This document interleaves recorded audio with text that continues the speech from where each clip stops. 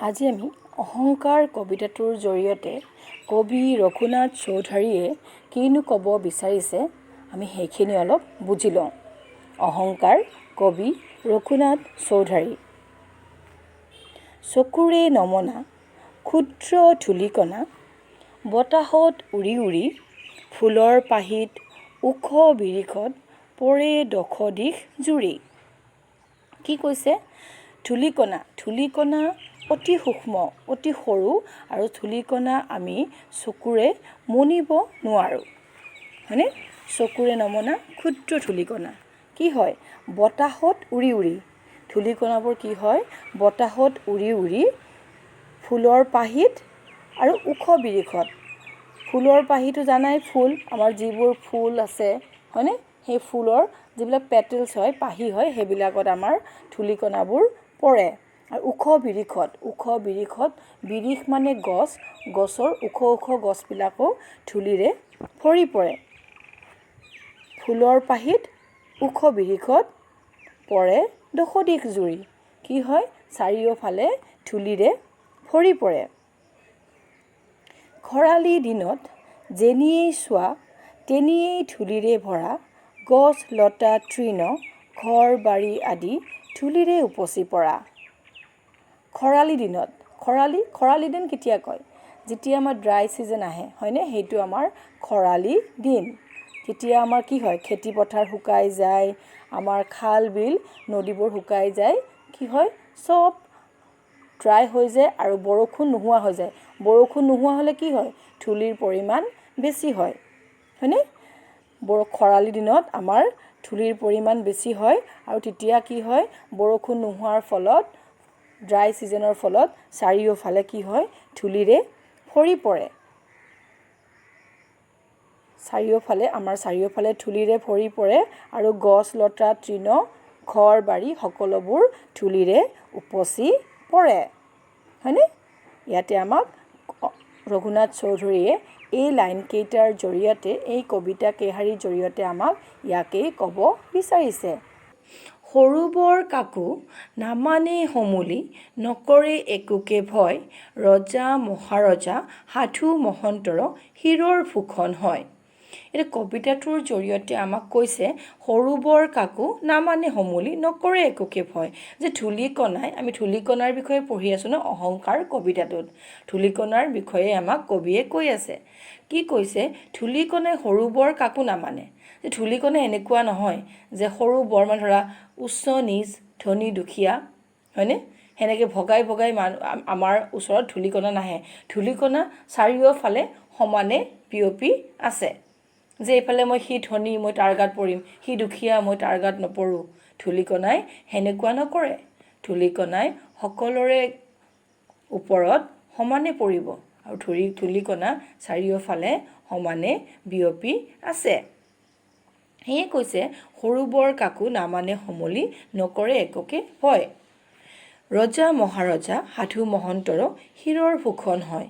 এতিয়া আমাৰ যে ৰজা আছে, মহাৰজা আছে, সাধু মহন্ত আছে, সেনেকৈ ধূলিকণাই চোৱা, এই যে মই সাধুজনৰ মূৰত পৰিম, বা মই মহাৰাজাজনৰ মূৰত পৰিম, যে মই ৰজাজনৰ মূৰত পৰিম, সেনেকুৱা নহয়। সকলোৰে শিৰত সমানে ধূলিকণা বিয়পি পৰিব। ধূলিকণাই কোনো বিভেদ নকৰে। ধূলিকণাই সকলোৰে ওপৰত সমানে বিয়পি পৰিব, কাৰণ ধূলিকণাই কাকো ভয় নকৰে।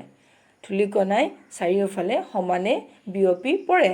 সেইকাৰণে ধূলিকণাই ৰজা মহাৰজা সাধু মহন্তৰ সকলোৰে শিৰত অলংকাৰৰ নিচিনা, ভূষণ মানে হ'ল অলংকাৰ, অলংকাৰৰ নিচিনা বিয়পি পৰে। সেয়ে কৈছে কবিতাটোৰ জৰিয়তে, কি কৈছে? সৰু বৰ কাকো নামানে সমূলি, নকৰে একোকে ভয়, ৰজা মহাৰজা সাধু মহন্তৰ শিৰৰ ভূষণ হয়। ধূলিকণাই কালৈকো ভয় নকৰে, সকলোৰে শিৰত সমানে ধূলিকণা অলংকাৰৰ নিচিনা বিয়পি পৰে। তাৰ পাছত কৈছে কি? হঠাতে এদিন বৰষুণ পৰি গছ লতা নিকা হ'ল, গপত অফন্দা ধূলিকণিকাৰ চিন চাপ মাৰ গ'ল।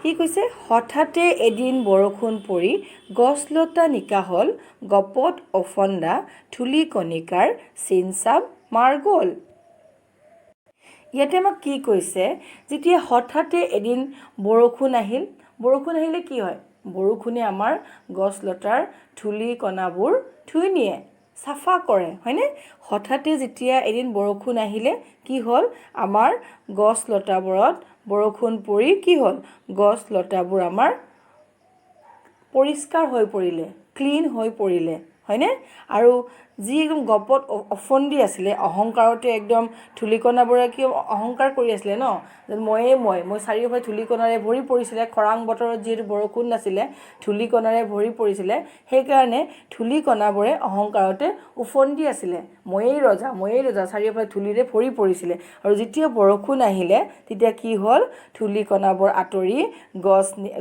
গছ লতাবোৰ পৰিষ্কাৰ হৈ চাৰিওফালৰ পৰিৱেশ কি হ'ল পৰিষ্কাৰ হৈ পৰিল আৰু ধূলিকণাৰ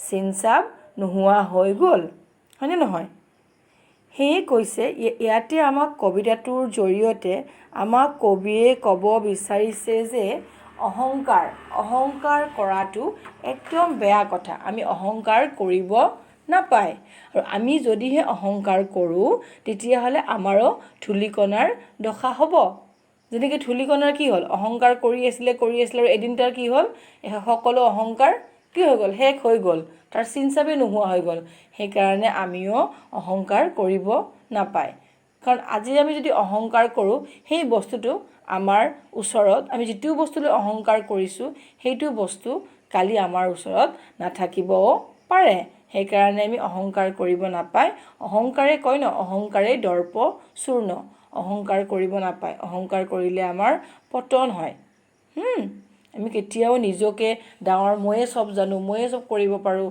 ময়েই ধুনীয়া হয়নে ময়েই পঢ়িব পাৰোঁ ময়েই ধনী হয়নে নহয় সেনেকৈ অহংকাৰ কৰিব নাপায় আমি সকলোৱে সকলো কাম কৰিব পাৰোঁ সেইকাৰণে আমি সকলোৰে লগত মিলি জুলি ভালদৰে চলিব লাগে এই আমাক কবিয়ে অহংকাৰ কবিতাটোৰ জৰিয়তে ক'ব বিচাৰিছে ঠিক আছে তোমালোকে বুজি পালা ধন্যবাদ